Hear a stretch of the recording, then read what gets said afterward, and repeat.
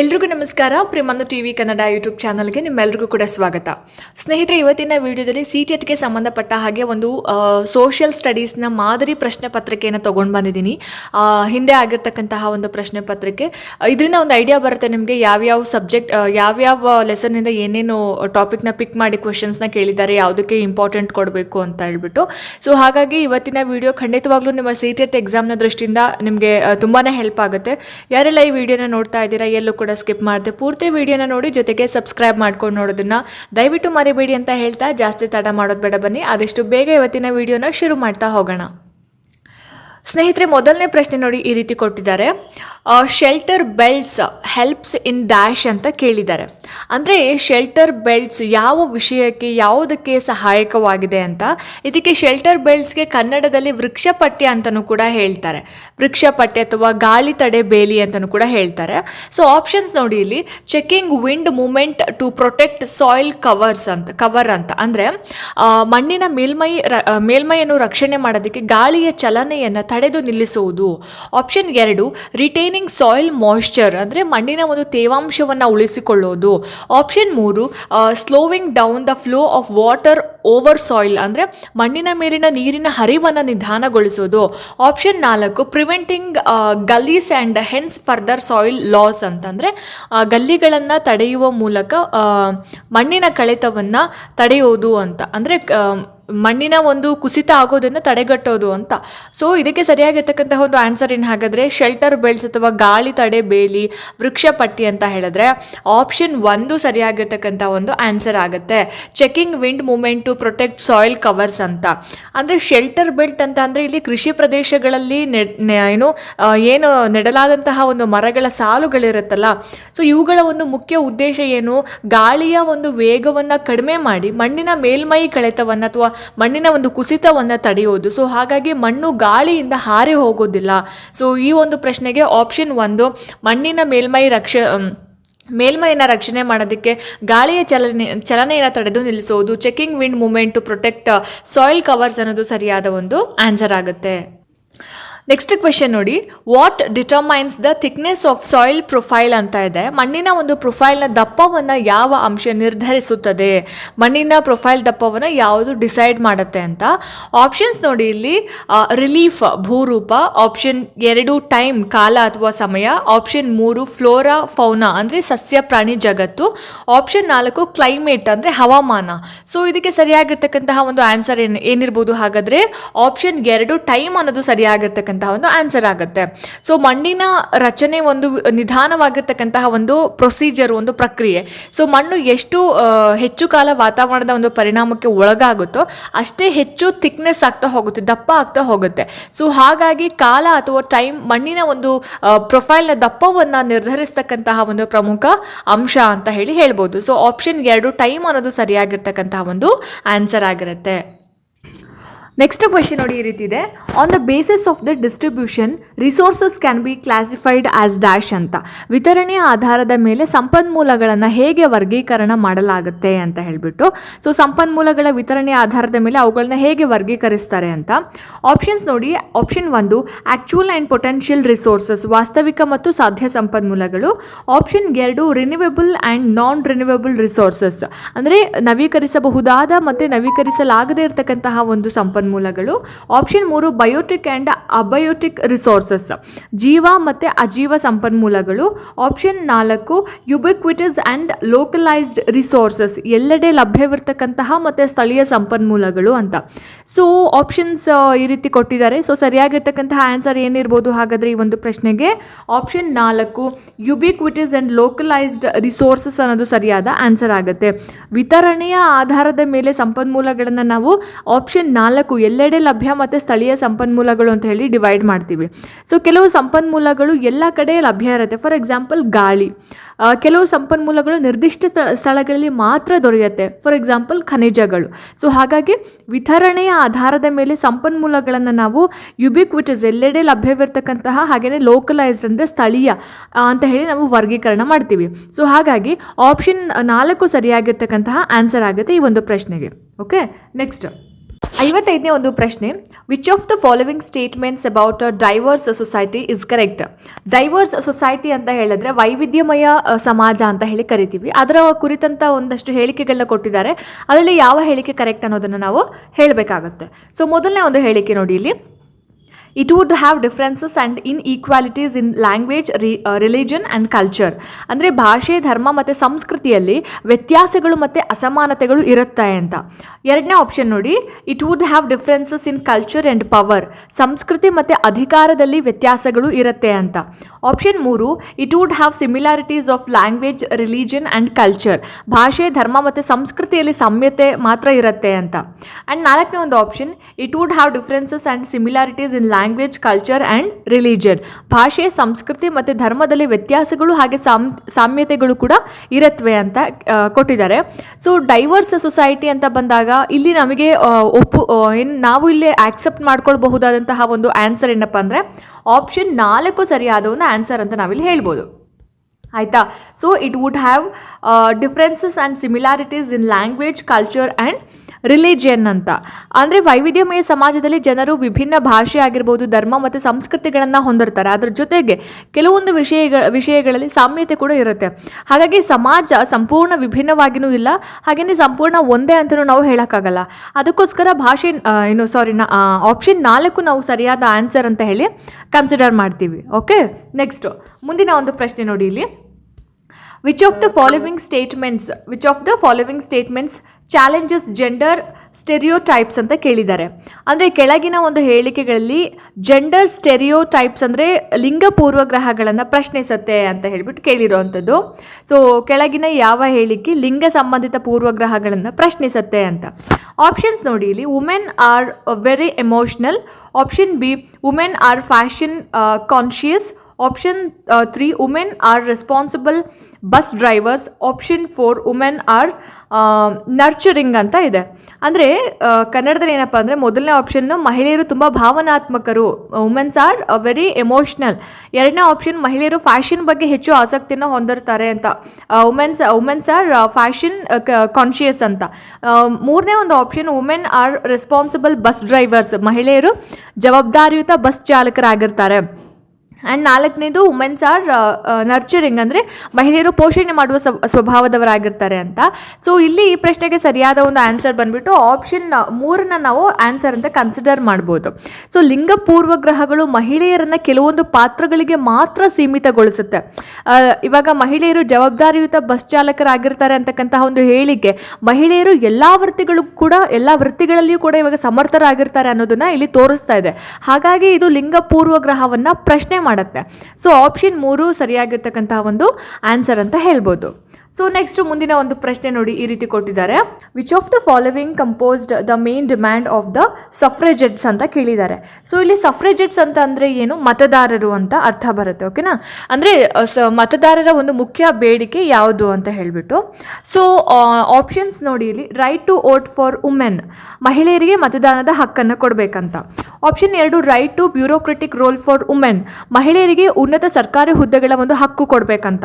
Option 3, adult franchise for propertied women, ಅಂದರೆ ಆಸ್ತಿ ಹೊಂದಿರುವ ಮಹಿಳೆಯರಿಗೆ ವಯಸ್ಕ ಮತದಾನದ ಹಕ್ಕನ್ನು ಕೊಡಬೇಕಂತ. Option 4, adult franchise for working class, ಕಾರ್ಮಿಕ ವರ್ಗದವರಿಗೆ ವಯಸ್ಕ ಮತದಾನ ಹಕ್ಕು ಕೊಡಬೇಕಂತ. ಸೊ ಇಲ್ಲಿ ಸಫ್ರೇಜೆಟ್ಸ್ನ ಮುಖ್ಯ ಡಿಮ್ಯಾಂಡ್ ಅಥವಾ ಬೇಡಿಕೆ ಅಂತ ಬಂದಾಗ ನಾವು ಆಪ್ಷನ್ 1 ಸೆಲೆಕ್ಟ್ ಮಾಡಬಹುದು. Option 1, right to vote for women, ಮಹಿಳೆಯರಿಗೆ ಮತದಾನದ ಹಕ್ಕು ಅಂತ. ಸೊ ಇಲ್ಲಿ ಸಫ್ರೇಜೆಟ್ಸ್ ಅನ್ನೋದು ಅಥವಾ ಮತದಾರರು ಅನ್ನೋದು ಮಹಿಳೆಯರ ಮತದಾನದ ಹಕ್ಕಿಗಾಗಿ ಹೋರಾಡಿದಂತಹ ಒಂದು ಚಳುವಳಿ ಸಫ್ರೇಜೆಟ್ಸ್ ಅಂತ ಹೇಳಿದ್ರೆ. ಸೊ ಮಹಿಳೆಯರು ಪುರುಷರಂತೆ ಮತದಾನ ಮಾಡ್ತಕ್ಕಂತಹ ಒಂದು ಹಕ್ಕನ್ನು ಹೊಂದಬೇಕು ಅನ್ನೋದು ಅವರ ಒಂದು ಮುಖ್ಯ ಬೇಡಿಕೆ ಆಗಿರುತ್ತೆ. ಸೊ ಸಫ್ರೇಜೆಟ್ಸ್ ಅಂತ ಹೇಳಿದ್ರೆ ಮತದಾನದ ಹಕ್ಕಿಗೋಸ್ಕರ ಹೋರಾಡಿದಂತಹ ಒಂದು ಚಳುವಳಿ. ಸೊ ಹಾಗಾಗಿ ಈ ಒಂದು ಪ್ರಶ್ನೆಗೆ ಸರಿಯಾದಂತಹ ಒಂದು ಉತ್ತರ ಏನಪ್ಪ ಅಂದರೆ ಮಹಿಳೆಯರಿಗೆ ಮತದಾನದ ಹಕ್ಕು, right to vote for women ಅನ್ನೋದು ಸರಿಯಾದಂತಹ ಒಂದು ಆನ್ಸರ್ ಆಗಿರುತ್ತೆ. ಮುಂದಿನ ಒಂದು ಪ್ರಶ್ನೆ ನೋಡಿ, ಈ ರೀತಿ ಇದೆ, which of the following statements about Jatakas is correct ಅಂತ.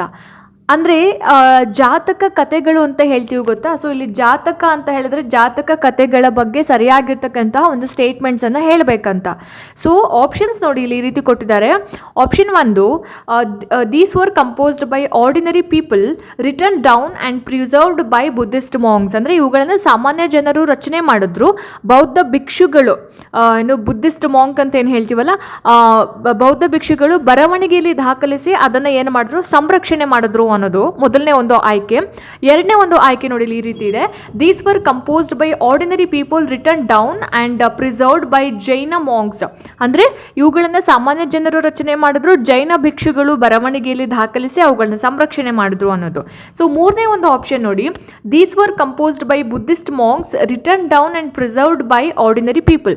ಅಂದರೆ ಇವುಗಳನ್ನ ಬೌದ್ಧ ಭಿಕ್ಷುಗಳು ರಚನೆ ಮಾಡ್ತಾರೆ ಮತ್ತು ಸಾಮಾನ್ಯ ಜನರು ಬರವಣಿಗೆಯಲ್ಲಿ ದಾಖಲಿಸಿ ಅವುಗಳನ್ನ ರಕ್ಷಣೆ ಮಾಡಿದ್ರು ಅಂತದ್ದು. ಸೊ ನಾಲ್ಕನೇ ಒಂದು ಆಪ್ಷನ್ಸ್ ನೋಡಿ, these were composed by Jaina monks written down and preserved by ordinary people. ಅಂದರೆ ಇವುಗಳನ್ನ ಜೈನ ಭಿಕ್ಷುಗಳು ರಚನೆ ಮಾಡ್ತಾರೆ ಮತ್ತು ಸಾಮಾನ್ಯ ಜನರು ಬರವಣಿಗೆಯಲ್ಲಿ ದಾಖಲಿಸಿ ಅದನ್ನು ಸಂರಕ್ಷಣೆ ಮಾಡಿದ್ರು ಅಂತಕ್ಕಂಥದ್ದು. ಸೊ ಇಲ್ಲಿ ಜಾತಕ ಕಥೆಗಳು ಅಂತ ಬಂದಾಗ ಇದಕ್ಕೆ ನಾನು ಫಸ್ಟ್ ಆನ್ಸರ್ನ ಹೇಳ್ಬಿಡ್ತೀನಿ. ಆಪ್ಷನ್ 1 ಇದಕ್ಕೆ ಸರಿಯಾಗಿರ್ತಕ್ಕಂತಹ ಒಂದು ಆನ್ಸರ್ ಆಗಿರುತ್ತೆ. These were composed by ordinary people written down and preserved by Buddhist monks ಅನ್ನೋದು ಸರಿಯಾಗಿರ್ತಕ್ಕಂತಹ ಒಂದು ಆನ್ಸರ್ ಆಗುತ್ತೆ. ಸೊ ಇದರ ಬಗ್ಗೆ ಹೇಳಬೇಕಂದ್ರೆ ಜಾತಕ ಕಥೆಗಳು ಬುದ್ಧನ ಒಂದು ಹಿಂದಿನ ಜನ್ಮಗಳ ಕುರಿತಾದಂತಹ ಒಂದು ಕಥೆಗಳಾಗಿರುತ್ತೆ. ಸೊ ಇದು ಮೊದಲು ಸಾಮಾನ್ಯ ಜನರಲ್ಲಿ ಮೌಖಿಕವಾಗಿ ಅಂದರೆ ಬಾಯಿಂದ ಬಾಯಿಗೆ ಈಗ ಹೇಳ್ತಾರೆ ಗೊತ್ತಾ, ಹಳೆ ಕಥೆಗಳನ್ನ ಈಗ ಒಬ್ಬರಿಂದ ಒಬ್ಬರಿಗೆ ಹೇಳಿ ಹೇಳಿ ಹೇಳಿ ಅದೇ ಉಳ್ಕೊಬಿಡುತ್ತೆ. ಸೊ ಹಾಗೆ ಇದು ಮೊದಲು ಸಾಮಾನ್ಯ ಜನರಲ್ಲಿ ಮೌಖಿಕವಾಗಿ ಪ್ರಸಾರ ಆಗ್ತಾ ಇದ್ವು. ನಂತರ ಅವುಗಳನ್ನ ಬೌದ್ಧ ಭಿಕ್ಷುಗಳು ಬುದ್ಧಿಸ್ಟ್ ಮಾಂಕ್ಸ್ ಏನಿದ್ದಾರೆ ಬರವಣಿಗೆಯಲ್ಲಿ ದಾಖಲಿಸಿ ಅದನ್ನು ಏನು ಪ್ರೊಟೆಕ್ಟ್ ಮಾಡಿ ಇಟ್ಟಿದ್ದಾರೆ, ಅಂದರೆ ಸಂರಕ್ಷಿಸಿ ಇಟ್ಟಿರೋ ಅಂಥದ್ದು. ಸೊ ಹಾಗಾಗಿ ಈ ಒಂದು ಪ್ರಶ್ನೆಗೆ ಆಪ್ಷನ್ 1 ಸರಿಯಾಗಿರ್ತಕ್ಕಂತಹ ಒಂದು ಆನ್ಸರ್ ಆಗುತ್ತೆ. ನೆಕ್ಸ್ಟ್ ಮುಂದಿನ ಒಂದು ಪ್ರಶ್ನೆ ನೋಡಿ ಈ ರೀತಿ ಇದೆ. Which of the following statements about Ain i Akbari is correct ಅಂತ. ಅಂದರೆ ಐನ್-ಇ-ಅಕ್ಬರಿ ಬಗ್ಗೆ ಇರ್ತಕ್ಕಂತಹ ಒಂದು ಸರಿಯಾದಂತಹ ಒಂದು ಸ್ಟೇಟ್ಮೆಂಟ್ಸ್ ಹೇಳಿಕೆಗಳು ಯಾವುದು ಅಂತ, ಆಯಿತಾ. ಸೊ ಇಲ್ಲಿ ನೋಡಿ, ಇಲ್ಲಿ ಆಪ್ಷನ್ಸ್ನ ನಾವು ಈ ರೀತಿ ನೋಡ್ಬೋದು. ಮೊದಲನೇ ಒಂದು ಆಪ್ಷನ್ಸ್ ನೋಡಿ, it is the first volume of the 3 volume history of Akbar's reign title Akbar ನಾಮ. ಅಂದರೆ ಇದು ಅಕ್ಬರ್ ನಾಮ ಎಂಬ 3 ಸಂಪುಟಗಳ ಇತಿಹಾಸದ ಮೊದಲ ಸಂಪುಟವಾಗಿದೆ. ಸೊ ಎರಡನೇ ಒಂದು option, it deals with Akbar's ancestors and records the events of Akbar's reign. ಅಂದರೆ ಇದು ಅಕ್ಬರನ ಪೂರ್ವಜರ ಬಗ್ಗೆ ಹಾಗೆ ಅವನ ಆಳ್ವಿಕೆಯ ಘಟನೆಗಳ ಬಗ್ಗೆ ವಿವರಿಸುತ್ತೆ. ಸೊ ಮೂರನೇ ಒಂದು ಆಪ್ಷನ್ ನೋಡಿ, it was written by Mirza Hakim who was one of Akbar's courtiers. ಅಂದರೆ ಇದನ್ನ ಅಕ್ಬರ್ನ ದರ್ಬಾರಿಯೊಬ್ಬರಾದ ಮಿರ್ಜಾ ಹಕೀಮ್ ಬರೆದ್ರು ಅಂತ. ಆ್ಯಂಡ್ ನಾಲ್ಕನೇ ಒಂದು option, it has rich statistical details about diverse aspects of Akbar's administration. ಅಂದರೆ ಇದರಲ್ಲಿ ಅಕ್ಬರನ ಆಡಳಿತದ ವಿವಿಧ ಅಂಶಗಳ ಕುರಿತು ಸಮೃದ್ಧ ಸಂಖ್ಯಾ ಮಾಹಿತಿ ಇದೆ ಅಂತ ಇದೆ. ಸೊ ಐನ್-ಇ-ಅಕ್ಬರಿ ಬಗ್ಗೆ ಇರತಕ್ಕಂತಹ ಒಂದು ಸ್ಟೇಟ್ಮೆಂಟ್ಗಳಲ್ಲಿ ಈ ಒಂದು 4ನೇ ಸ್ಟೇಟ್ಮೆಂಟ್ ಏನಿದೆ ಅಲ್ಲ, it has rich statistical details about diverse aspects of Akbar's administration. ಇದರಲ್ಲಿ ಅಕ್ಬರನ ಒಂದು ಆಡಳಿತದ ಬೇರೆ ಬೇರೆ ಅಂಶಗಳ ಕುರಿತಾದಂತಹ ಒಂದು ಸಮೃದ್ಧ ಸಂಖ್ಯಾ ಮಾಹಿತಿ ಇದೆ ಅನ್ನೋದು ಆನ್ಸರ್ ಆಗುತ್ತೆ. ಸೊ ಐನ್-ಇ-ಅಕ್ಬರಿಯನ್ನ ಬರೆದಿದ್ದು ಅಬುಲ್ ಫಜಲ್ ಅಂತ, ಆಯ್ತಾ. ಸೊ ಇಲ್ಲಿ ಏನಂತ ಕೊಟ್ಟಿದ್ದಾರೆ, ಮಿರ್ಜಾ ಹಕೀಮ್ ಅನ್ನೋದು ರಾಂಗ್ ಸ್ಟೇಟ್ಮೆಂಟ್. ಅದು ಐನ್-ಇ-ಅಕ್ಬರಿಯನ್ನ ಅಬುಲ್ ಫಜಲ್ ಅವರು ಬರೆದಿರೋವಂಥದ್ದು. ಇದರಲ್ಲಿ ಅಕ್ಬರನ ಒಂದು ಆಡಳಿತ ವ್ಯವಸ್ಥೆ ಆಗಿರ್ಬೋದು, ಆದಾಯದ ಬಗ್ಗೆ ಆಗಿರ್ಬೋದು, ಸೇನೆ ಬಗ್ಗೆ, ಸಮಾಜ, ಧರ್ಮ, ಆರ್ಥಿಕತೆ, ಈ ರೀತಿ ಬಹಳಷ್ಟು ವಿಚಾರಗಳ ಬಗ್ಗೆ ವಿಸ್ತೃತವಾಗಿರ್ತಕ್ಕಂತಹ ಒಂದು ಸಂಖ್ಯಾ ಮಾಹಿತಿಯನ್ನು ಕೊಟ್ಟಿದ್ದಾರೆ. ಸೊ ಹಾಗಾಗಿ ಈ ಒಂದು ಪ್ರಶ್ನೆಗೆ ಯಾವುದು ಸ್ಟೇಟ್ಮೆಂಟ್ ಕರೆಕ್ಟ್ ಅನ್ನೋದಕ್ಕೆ ಆಪ್ಷನ್ 4 ಸರಿಯಾಗಿರ್ತಕ್ಕಂತಹ ಒಂದು ಸ್ಟೇಟ್ಮೆಂಟ್ ಆಗಿರುತ್ತೆ. ಸೊ ನೆಕ್ಸ್ಟ್ ಮುಂದಿನ ಒಂದು ಪ್ರಶ್ನೆ, who among the following compiled the compositions of Baba Guru Nanak in Gurmukhi also adding his own composition to it ಅಂತ. ಅಂದರೆ ಬಾಬಾ ಗುರುನಾನಕ್ ಅವರ ಒಂದು ರಚನೆಗಳನ್ನು ಗುರುಮುಖಿಯಲ್ಲಿ ಸಂಗ್ರಹಿಸಿ ತಮ್ಮದೇ ರಚನೆಗಳನ್ನು ಸೇರಿಸಿದವರು ಯಾರು ಅಂತ ಕೇಳಿರುವಂಥದ್ದು. ಅಂದರೆ ಬಾಬಾ ಗುರುನಾನಕ್ ಅವರ ಒಂದು ಉಪದೇಶಗಳನ್ನು ಗುರುಮುಖಿ ಲಿಪಿಯಲ್ಲಿ ಸಂಗ್ರಹ ಮಾಡಿ ತಮ್ಮದೇ ಆಗಿರ್ತಕ್ಕಂತಹ ಒಂದು ರಚನೆಗಳನ್ನು ಸೇರಿಸಿದವರು ಯಾರು ಅನ್ನೋದು ಪ್ರಶ್ನೆ. ಸೊ ಆಪ್ಷನ್ಸ್ ನೋಡಿ, ಇಲ್ಲಿ ಗುರು ಗೋವಿಂದ ಸಿಂಗ್, ಆಪ್ಷನ್ ಬಿ ಗುರು ಅಂಗದ್, ಆಪ್ಷನ್ ಸಿ ಅಂದರೆ ಥರ್ಡ್ ಆಪ್ಷನ್ ಬಂದು ಗುರು ಅರ್ಜುನ್, ಆಪ್ಷನ್ 4 ಗುರು ತೇಜ್ ಬಹದ್ದೂರ್ ಅಂತ. ಸೊ ಈ ಪ್ರಶ್ನೆಗೆ ಸರಿಯಾದಂತಹ ಒಂದು ಆನ್ಸರ್ ಏನಪ್ಪ ಅಂದರೆ ಆಪ್ಷನ್ 2 ಗುರು ಅಂಗದ್ ಅನ್ನೋದು ಸರಿಯಾದ ಆನ್ಸರ್ ಆಗುತ್ತೆ. ಸೊ ಗುರು ಅಂಗದ್ ದೇವ್ ಅಂತ ಅವರ ಪೂರ್ತಿ ಹೆಸರು. ಗುರು ಅಂಗದ್ ದೇವ್ ಅವರು ಗುರುನಾನಕ್ ಅವರ ಒಂದು ಉಪದೇಶಗಳನ್ನು ಗುರುಮುಖಿ ಲಿಪಿಯಲ್ಲಿ ಕಲೆಕ್ಟ್ ಮಾಡ್ತಾರೆ ಮತ್ತು ತಮ್ಮದೇ ಆದಂತಹ ಕೆಲವು ರಚನೆಗಳನ್ನು ಕೂಡ ಅದಕ್ಕೆ ಆ್ಯಡ್ ಮಾಡ್ತಾರೆ. ಗುರುಮುಖಿ ಲಿಪಿಯ ಅಭಿವೃದ್ಧಿಗೂ ಕೂಡ ಅವರೇ ಒಂದು ಪ್ರಮುಖ ಕಾರಣ ಆಗಿರ್ತಾರೆ ಗುರು ಅಂಗದ್ ದೇವ್ ಅವರು. ಸೊ ಹಾಗಾಗಿ ಈ ಪ್ರಶ್ನೆಗೆ ಗುರು ಅಂಗದ್ ಅನ್ನೋದು ಸರಿಯಾಗಿರ್ತಕ್ಕಂತಹ ಒಂದು ಆನ್ಸರ್ ಅಂತ ಹೇಳ್ಬೋದು.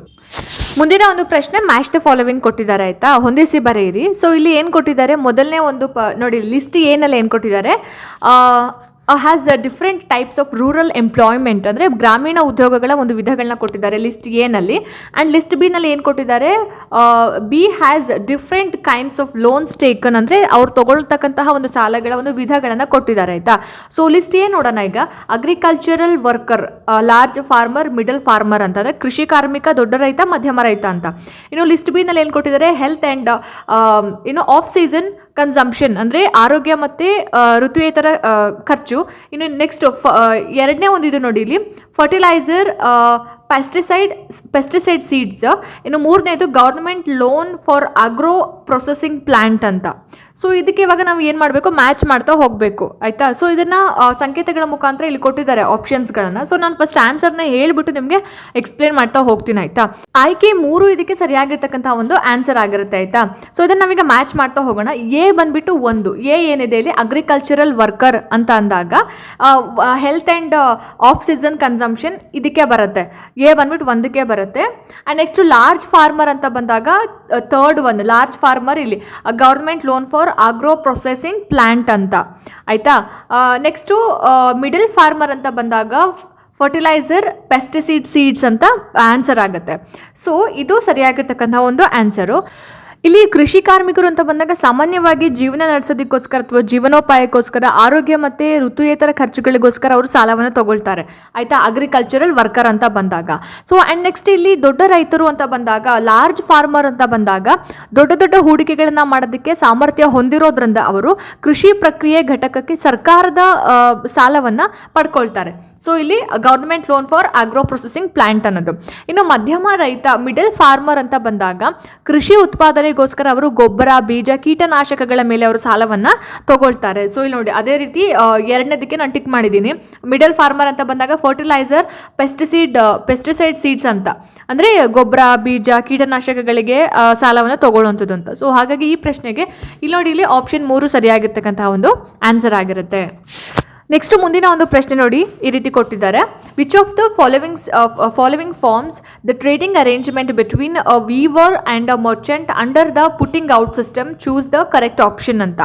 ಅಂದರೆ ಪುಟ್ಟಿಂಗ್ ಔಟ್ ಸಿಸ್ಟಮ್ ಇದರ ಒಂದು ಅಡಿಯಲ್ಲಿ ನೇಕಾರ ಮತ್ತು ವ್ಯಾಪಾರಿಯ ನಡುವಿನ ವ್ಯಾಪಾರ ವ್ಯವಸ್ಥೆ ಯಾವುದು ಅಂತ ಕೇಳಿದ್ದಾರೆ.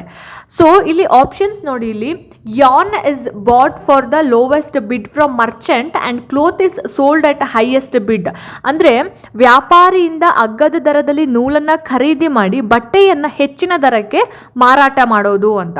ಸೊ ಎರಡನೇ ಒಂದು option, yarn is sold to the weaver by the merchant and weaver makes cloth for self consumption.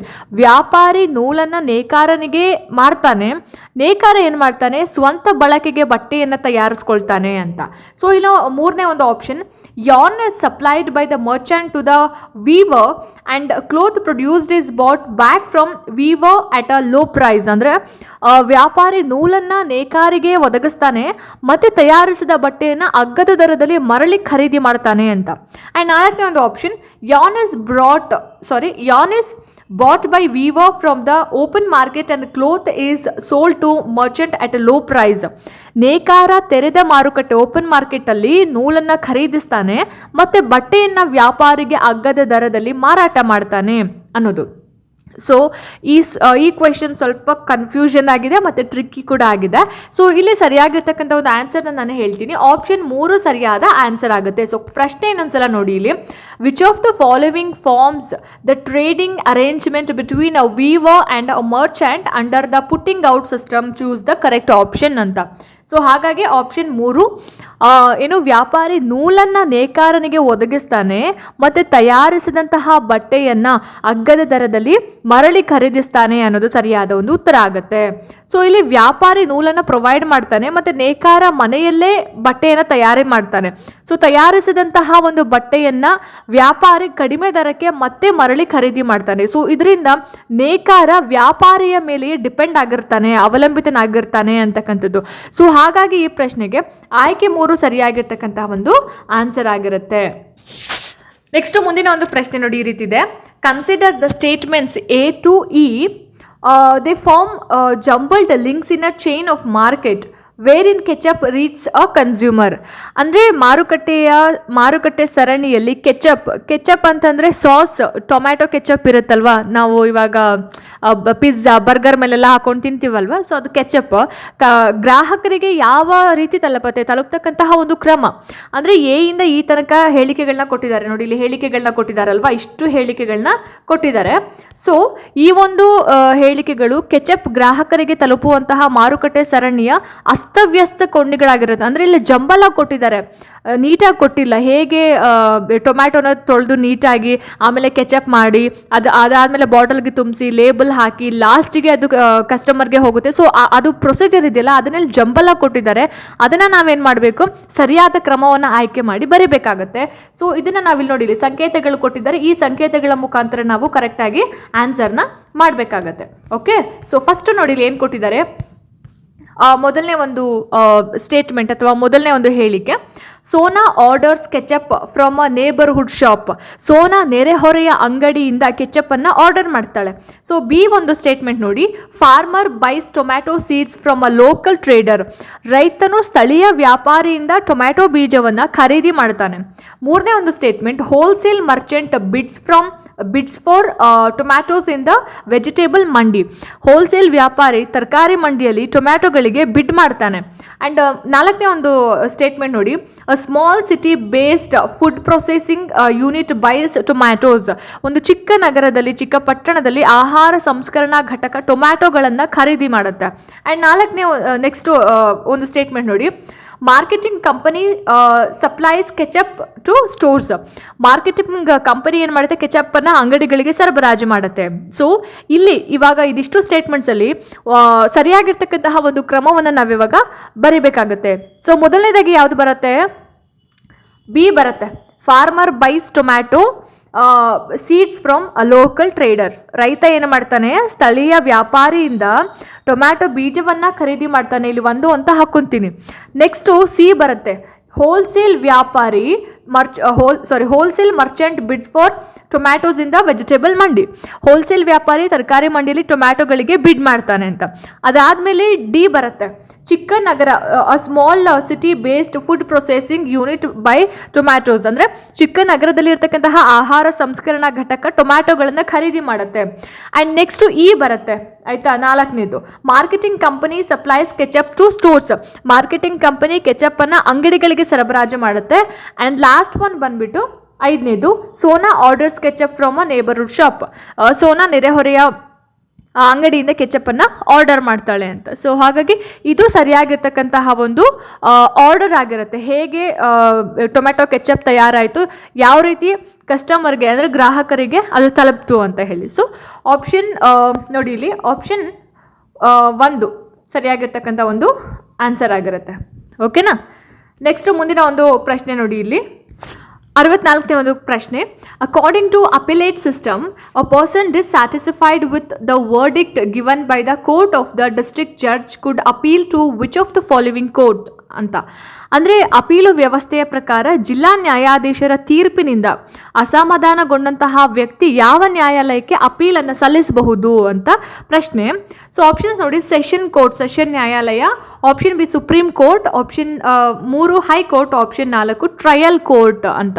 So ಇದಕ್ಕೆ ಸರಿಯಾಗಿರ್ತಕ್ಕಂಥ ಒಂದು ಆನ್ಸರ್ ಬಂದ್ಬಿಟ್ಟು ಆಪ್ಷನ್ 3 ಹೈಕೋರ್ಟ್. ಸೊ ಜಿಲ್ಲಾ ನ್ಯಾಯಾಲಯದಲ್ಲಿ ಅವರಿಗೆ ಸರಿಯಾದಂತಹ ನ್ಯಾಯ ಸಿಗಲಿಲ್ಲ, ಅವ್ರಿಗೆ ಅಸಮಾಧಾನ ಆಯಿತು ಅಂತಂದರೆ ಅವ್ರು ಎಲ್ಲಿಗೆ ಹೋಗ್ಬೋದು, ಹೈಕೋರ್ಟ್ಗೆ ಹೋಗ್ಬೋದು. ಹೋಗ್ಬೋದು. ಸೊ ಅಪೀಲು ವ್ಯವಸ್ಥೆಯ ಪ್ರಕಾರ ಜಿಲ್ಲಾ ನ್ಯಾಯಾಲಯ, ಹೈಕೋರ್ಟ್ ಮತ್ತು ಸುಪ್ರೀಂ ಕೋರ್ಟ್, ಫಸ್ಟ್ ಜಿಲ್ಲೆ ಬರುತ್ತೆ, ಆಮೇಲೆ ಹೈಕೋರ್ಟ್ ಬರುತ್ತೆ, ಅದಾದಮೇಲೆ supreme court.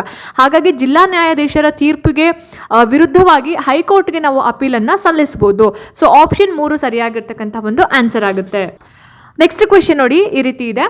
Consider the statements A and B on the Indian parliament. ಅಂದರೆ ಭಾರತೀಯ ಸಂಸತ್ತಿನ ಬಗ್ಗೆ ಇರತಕ್ಕಂತಹ ಎ ಆ್ಯಂಡ್ ಬಿ ಹೇಳಿಕೆಗಳನ್ನು ಪರಿಗಣಿಸಿ ಯಾವುದು ಕರೆಕ್ಟ್ ಯಾವುದು ರಾಂಗ್ ಅನ್ನೋದನ್ನು ನಾವು ಹೇಳಬೇಕಾಗುತ್ತೆ.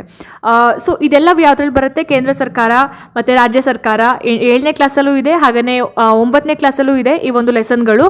ಇಂಗ್ಲೀಷ್ ಮೀಡಿಯಮಲ್ಲಿ ಓದ್ಕೊಳ್ಳಿ. ನಿಮಗೆ ಕನ್ನಡ ಮೀಡಿಯಮಲ್ಲಿ ಕೆಲವೊಂದು ವರ್ಡ್ಸ್ಗಳು ಅರ್ಥ ಆಗಲ್ಲ ಅಂದರೆ ಇಂಗ್ಲೀಷ್ ಮೀಡಿಯಮಲ್ಲಿ ಓದಿದ್ರೆ ನಿಮಗೆ ಇಂಗ್ಲೀಷಲ್ಲಿ ಆನ್ಸರ್ ಮಾಡೋಕ್ಕೆ ಈಸಿ ಆಗುತ್ತೆ. ಸೊ ಮೊದಲನೇ ಸ್ಟೇಟ್ಮೆಂಟ್ ಏನು ಕೊಟ್ಟಿದ್ದಾರೆ? A political party that has any number of members of parliament in the Lok Sabha can form a government. ಅಂದರೆ ಲೋಕಸಭೆಯಲ್ಲಿ ಎಷ್ಟು ಸದಸ್ಯರಿದ್ರೂ ಕೂಡ ಯಾವುದೇ ರಾಜಕೀಯ ಪಕ್ಷವನ್ನು ರಚನೆ ಮಾಡ್ಬೋದು ಅಂತ, ಯಾವುದೇ ರಾಜಕೀಯ ಪಕ್ಷ ಸರ್ಕಾರವನ್ನು ರಚನೆ ಮಾಡ್ಬೋದು ಅಂತ. ಸೊ ಎರಡನೇ ಒಂದು ಸ್ಟೇಟ್ಮೆಂಟ್ ನೋಡಿ, Lok Sabha, Rajya Sabha and president are part of the parliament. ಲೋಕಸಭೆ, ರಾಜ್ಯಸಭೆ ಮತ್ತು ರಾಷ್ಟ್ರಪತಿ ಇವು ಸಂಸತ್ತಿನ ಅಂಗಗಳಾಗಿರ್ತವೆ ಅಂತ ಹೇಳಿ ಕೊಟ್ಟಿದ್ದಾರೆ. ಸೊ ಯಾವ್ದು ಹಾಗಾದರೆ ಸರಿಯಾಗಿರ್ತಕ್ಕಂತಹ ಒಂದು ಸ್ಟೇಟ್ಮೆಂಟ್? ಇದರಲ್ಲಿ 2 ಸರಿನಾ ಅಥವಾ 2 ತಪ್ಪ? ನೋಡಿ, ಇಲ್ಲಿ ಆಪ್ಷನ್ಸ್ ಈ ರೀತಿ ಕೊಟ್ಟಿದ್ದಾರೆ. Only A is correct, only B is correct. Third one ನೋಡಿ, both A and B are true, both A and B are false ಅಂತ ಕೊಟ್ಟಿದ್ದಾರೆ. ಸೊ ಸರಿಯಾದಂತಹ ಒಂದು ಉತ್ತರ ಏನಪ್ಪ ಅಂತ ಹೇಳಿದರೆ option B, only B is true ಅನ್ನೋದು ಸರಿಯಾದ ಒಂದು ಉತ್ತರ ಆಗಿರುತ್ತೆ. ಸೊ ಲೋಕಸಭೆ, ರಾಜ್ಯಸಭೆ ಮತ್ತು ರಾಷ್ಟ್ರಪತಿ ಇವು ಸಂಸತ್ತಿನ ಅಂಗಗಳಾಗಿರುವಂಥದ್ದು. ಅಂದರೆ Lok Sabha, Rajya Sabha and president are the part of the parliament. So ಹೇಳಿಕೆ ಎ ತಪ್ಪು. ಏನಕ್ಕೆ ಹೇಳಿಕೆ ಎ ತಪ್ಪು ಅಂತ ಹೇಳಿದ್ರೆ ಸರ್ಕಾರವನ್ನು ರಚನೆ ಮಾಡೋದಕ್ಕೆ ಲೋಕಸಭೆಯಲ್ಲಿ ಬಹುಮತ ಅಗತ್ಯ ಇರುತ್ತೆ. ಸೊ ಹಾಗಾಗಿ ಏನು ಮೊದಲನೇ ಸ್ಟೇಟ್ಮೆಂಟ್ ರಾಂಗ್ ಆಗಿರುತ್ತೆ. ಆ್ಯಂಡ್ ಹೇಳಿಕೆ ಬಿ ಕರೆಕ್ಟ್. ಭಾರತೀಯ ಸಂಸತ್ತು ಅಂತ ಬಂದಾಗ ಲೋಕಸಭೆ, ರಾಜ್ಯಸಭೆ ಮತ್ತು ರಾಷ್ಟ್ರಪತಿ ಇರೋವಂಥದ್ದು. ಸೊ ಇದಕ್ಕೆ ಈ ಒಂದು ಪ್ರಶ್ನೆಗೆ ಆಪ್ಷನ್ 2 ಸರಿಯಾಗಿರುವಂತಹ ಒಂದು ಆನ್ಸರ್ ಆಗಿರುತ್ತೆ. ಮುಂದಿನ ಒಂದು ಪ್ರಶ್ನೆ, read the statement given below. ಇದು ಕೂಡ ಸ್ಟೇಟ್ಮೆಂಟ್ನ ಕೊಟ್ಟಿದ್ದಾರೆ. ಏನು ಸ್ಟೇಟ್ಮೆಂಟ್ ಇದೆ? The Indian state has many checks and balances to prevent the misuse of powers. Choose the correct option that represents the meaning of Indian state in the above statement ಅಂತ. ಅಂದರೆ statement ಏನು ಕೊಟ್ಟಿದ್ದಾರೆ? ಭಾರತೀಯ ರಾಜ್ಯ, ಇಲ್ಲಿ ನೋಡಿ ಇದು ಸ್ಟೇಟ್ಮೆಂಟ್, ಓಕೆನಾ? ಭಾರತೀಯ ರಾಜ್ಯ ಅಧಿಕಾರಗಳ ದುರುಪಯೋಗವನ್ನು ತಡೆಯೋದಕ್ಕೆ ಅನೇಕ ತಪಾಸಣೆಗಳು ಮತ್ತು ಸಮತೋಲನಗಳನ್ನು ಹೊಂದಿದೆ, ಅಂದರೆ ಚೆಕ್ಸ್ ಆ್ಯಂಡ್ ಬ್ಯಾಲೆನ್ಸಸ್ ಅಂತ. ಸೊ ಈ ಮೇಲಿನ ಹೇಳಿಕೆಯಲ್ಲಿ ಬಳಕೆಯಾದ ಭಾರತೀಯ ರಾಜ್ಯ, ಇಂಡಿಯನ್ ಸ್ಟೇಟ್ ಅನ್ನೋದು ಏನಿದೆ ಅಲ್ವಾ, ಸೊ ಈ ಒಂದು ಪದದ ಸರಿಯಾದ ಅರ್ಥವನ್ನು ತಿಳಿಸಿ, ಅರ್ಥ ಯಾವುದು ಅಂತ ಕೊಟ್ಟಿದ್ದಾರೆ. ಆಪ್ಷನ್ 1 ನೋಡಿ, ದ ಇಂಡಿಯನ್ ಸೆಂಟ್ರಲ್ ಗವರ್ನಮೆಂಟ್, ಭಾರತೀಯ ಕೇಂದ್ರ ಸರ್ಕಾರ. ಆಪ್ಷನ್ 2 ದ ಇಂಡಿಯನ್ ಬ್ಯೂರೋಕ್ರಸಿ, ಭಾರತೀಯ bureaucracy. Option 3 any state government, ಯಾವುದೇ ರಾಜ್ಯ ಸರ್ಕಾರ. ಆಪ್ಷನ್ 4 ಭಾರತೀಯ ರಾಜಕೀಯ ವ್ಯವಸ್ಥೆ, the Indian political system. So the correct answer is option 4 the Indian political system ಅನ್ನೋದು ಸರಿಯಾದ ಒಂದು ಉತ್ತರ ಆಗುತ್ತೆ. ಹೇಗೆ ಅಂದರೆ ಭಾರತೀಯ ರಾಜ್ಯ ಅನ್ನುವಂತಹ ಒಂದು ಪದ ಕೇವಲ ಕೇಂದ್ರ ಸರ್ಕಾರವನ್ನು ಅಥವಾ ರಾಜ್ಯ ಸರ್ಕಾರವನ್ನು ಇಂಡಿಕೇಟ್ ಮಾಡೋದಿಲ್ಲ, ಸೂಚಿಸೋದಿಲ್ಲ. ಸೊ ಇದೇನಾಗುತ್ತೆ? ಸರ್ಕಾರ, ಸಂಸತ್ತು, ನ್ಯಾಯಾಂಗ, ಬ್ಯೂರೋಕ್ರಸಿ, ಸಂವಿಧಾನಾತ್ಮಕ ಸಂಸ್ಥೆಗಳ ಒಂದು ಸಮಗ್ರ ವ್ಯವಸ್ಥೆಯನ್ನು ಇದು ಸೂಚಿಸುತ್ತೆ. ಹಾಗಾಗಿ ಭಾರತೀಯ ರಾಜಕೀಯ ವ್ಯವಸ್ಥೆ ಅನ್ನೋದು ಸರಿಯಾಗಿರ್ತಕ್ಕಂತಹ ಒಂದು ಆನ್ಸರ್ ಅಂತ ಹೇಳ್ಬೋದು. ಮುಂದಿನ ಒಂದು ಪ್ರಶ್ನೆ ನೋಡಿ, ಈ ರೀತಿ ಕೊಟ್ಟಿದ್ದಾರೆ. ಇದು ಪೆಡಗಾಗಿಗೆ ಸಂಬಂಧಪಟ್ಟಿರೋ ಹಾಗೆ ಪ್ರಶ್ನೆ. Which of the following should the teacher of history focus upon ಅಂತ. ಅಂದರೆ ಇತಿಹಾಸ ಬೋಧನೆ ಯಾವ ವಿಷಯಗಳ ಮೇಲೆ ಗಮನ ಹರಿಸಬೇಕು ಅಂತ ಹೇಳಿ ಕೇಳಿದ್ದಾರೆ. ಆಪ್ಷನ್ ನೋಡಿ, ಇಲ್ಲಿ ಒಂದು concept of plural representations and building a sense of historical diversity.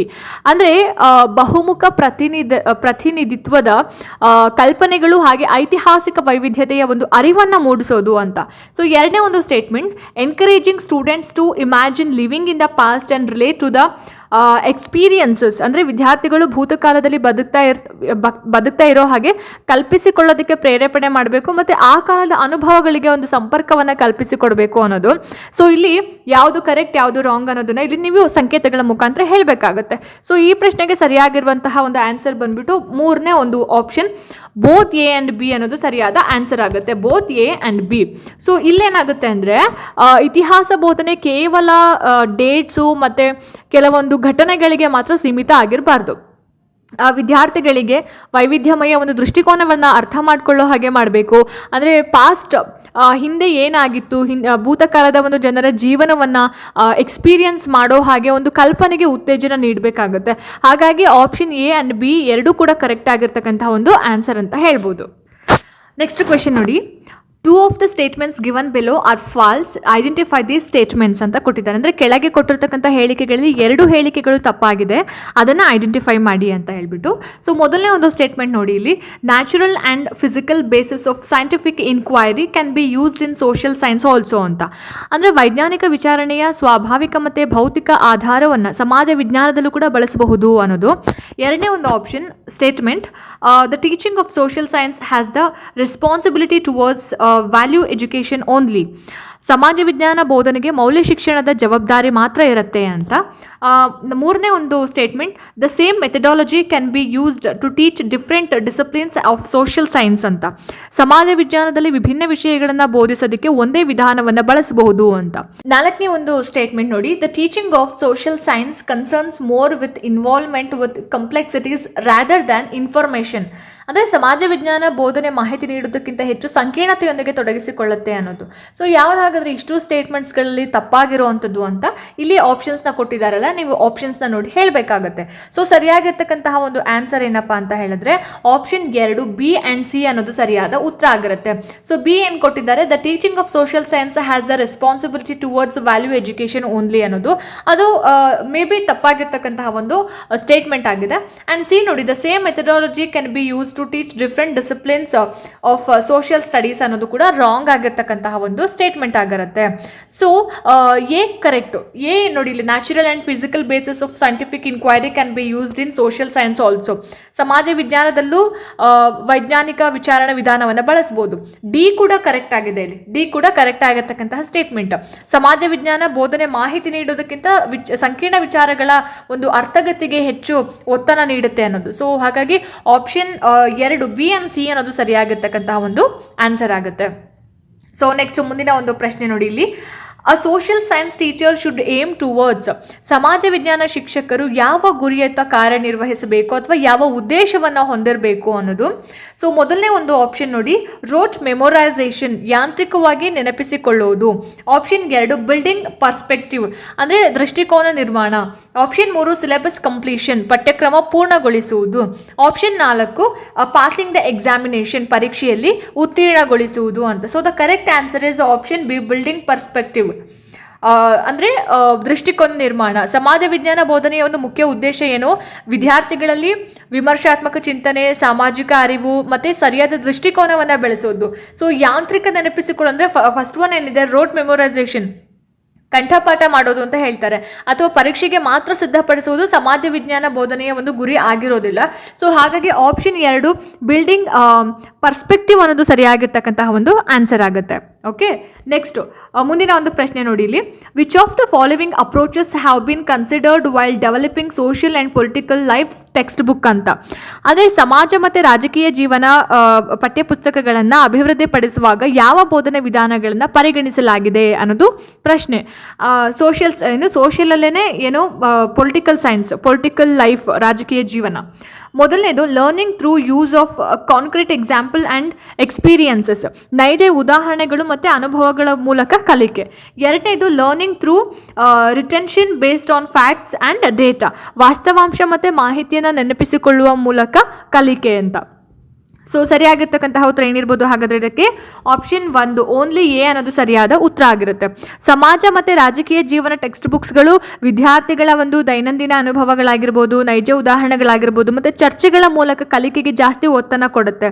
So ಮಾಹಿತಿಯನ್ನು ಕೇವಲ ನೆನಪಿಸಿಕೊಳ್ಳುವ ವಿಧಾನಕ್ಕೆ ಅಲ್ಲ, ಸೊ ಅರ್ಥ ಮಾಡ್ಕೊಳ್ತಕ್ಕಂತಹ ಮತ್ತು ಅನ್ವಯಿಸುವಂತಹ ಒಂದು ಕಲಿಕೆಗೆ ಆದ್ಯತೆಯನ್ನು ಕೊಡ್ತಾರೆ. ಸೊ ಹಾಗಾಗಿ option 1 learning through use of concrete example and experiences ಅನ್ನೋದು ಸರಿಯಾಗಿರ್ತಕ್ಕಂತಹ ಒಂದು ಆನ್ಸರ್ ಆಗಿರುತ್ತೆ.